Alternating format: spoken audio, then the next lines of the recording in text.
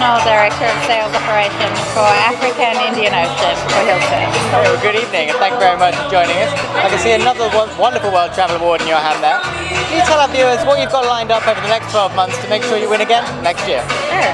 Well, first of all, we're so proud to win this award. I think it's a great testament to our teams and our commitment in delivering exceptional experiences for our guests across all of our hotels, all of our guests every day. In the next 5 years, certainly, we've got some exciting times coming. We've got an aggressive pipeline growth, which really focuses on the next 5 years in terms of development, where we'll see brands coming in, new brands, new countries within the region. So a lot to look forward to, and I think this award really is supports that and puts us on the platform, I think, to continue to grow and be recognised.